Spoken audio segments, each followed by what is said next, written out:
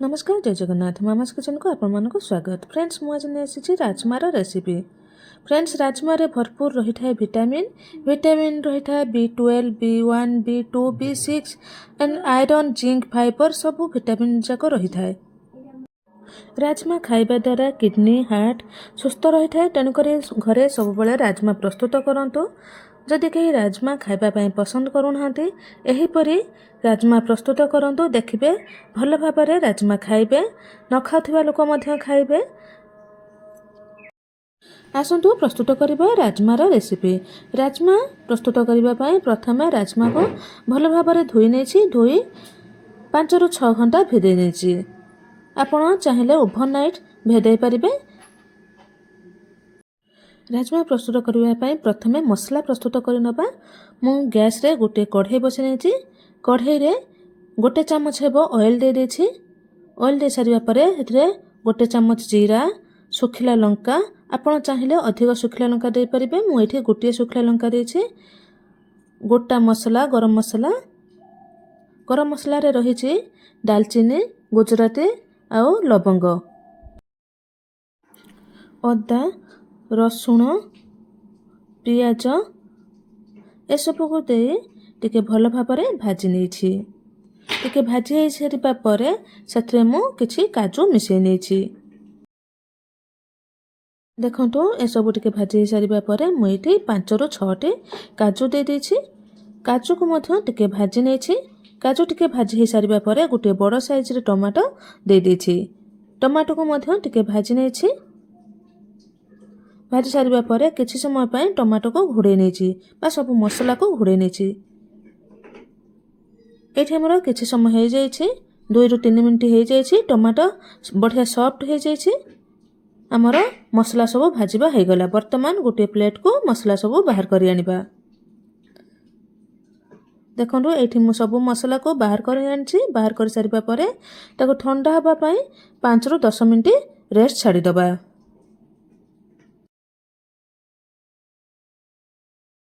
मसला ठंडा हबा पय किछि समय लागिबो। एही समय रे हमें राजमा को सिझे नबा। राजमा हमर भल भाबरे भेदी जायछि। वर्तमान राजमा को गोटे कुकर रे दे दबा। दे सारिबा परे सेथिरे स्वाद हिसाब रे लूण हळदी दे ता ऊपर पानी दबा। दे सारिबा परे कुकर को गैस रे बसै नबा। 3टी सीटी दबा पर्यंत कुकर को रखिबा गैस रे। 3टी सीटी रे हमर राजमा भल भाबरे सिझि जिवो। वर्तमान भाजी रखिथिबा मसला को ग्राइंड करि आनिबा। ग्राइंडर रे प्रथमे मु किछि धनिया पत्र रो डेंफो दे देछि। दे सारिबा परे सेथिरे भाजी रखिथिबा मसला को दे देछि। जे कोनोसी तरकारी रे आपण धनिया पत्र रो डेंफो बाटी कि दियंतु। तरकारी रो टेस्ट बहुत बढ़ि जियो। तेन करी मु एठी धनिया पत्र रो डेंफो दे मसला को ग्राइंड करि आनछि। वर्तमान देखंतु हमर 3टी सीटी हे जायछि। वर्तमान गैस रो हमें कुकर को बाहर करि आनिबा। वर्तमान गैस रे कढ़ई गोटे बसै नबा। मु सेही कढ़ई बसेछि जे कढ़ई रे के मु मसला भाजी थिली। आपण चाहिले अलगा गोटे कढ़ई बसै आपण प्रस्तुत करि परिबे। कढ़ई रे किछि ऑयल दे देछि। दे सारिबा परे किछि जीरा फुटे नेछि। जीरा फुटे सारिबा परे 2टी तेजपत्र को फुटे नेछि। ए सब टिके फुटी जिबा परे गोटे बड़ साइज रो प्याज को मु एथरे दे देछि।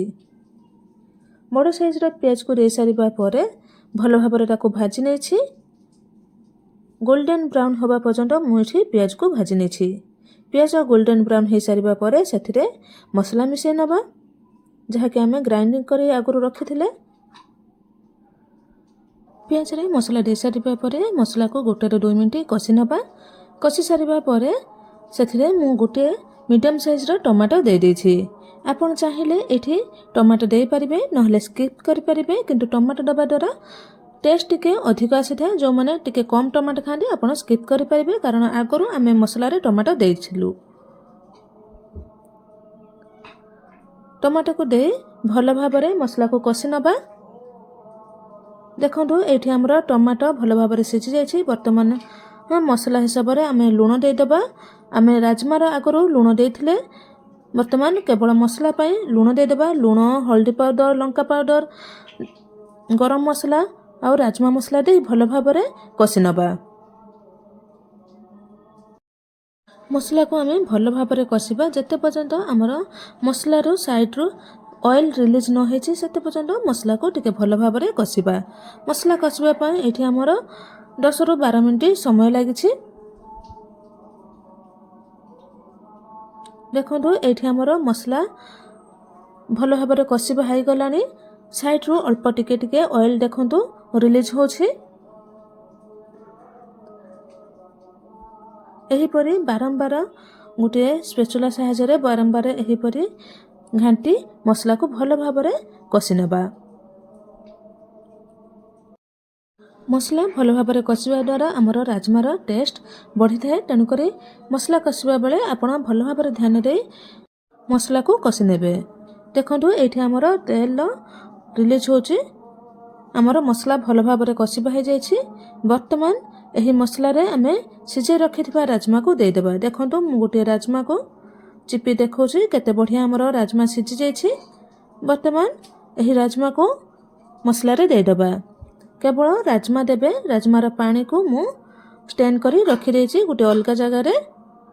केवल राजमा को दे भल भाव कषि नेबे। टिके एही परी मसला रे राजमा को मिसै नेबे। मिसै सारिबा परे गोटे लिड घुड़े नेबे। गैस को सिम रखी लिड घुड़े नेबे।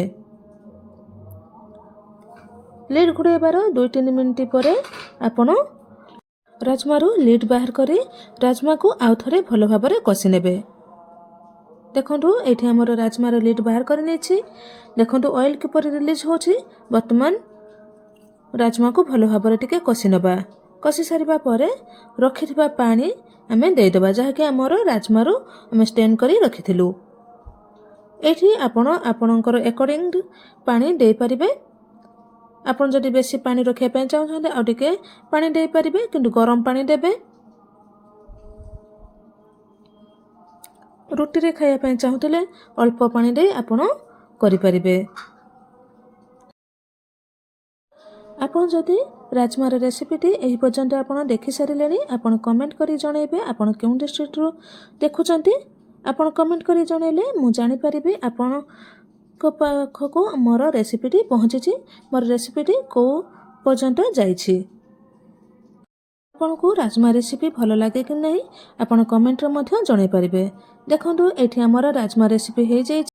वर्तमान एथिरे धनिया पत्र दे देबा। धनिया पत्र दे राजमा को भल भाव मिसै नेबा। हमर प्रस्तुत हो गला राजमा। वर्तमान सर्विंग प्लेट रे सर्व करबा राजमा।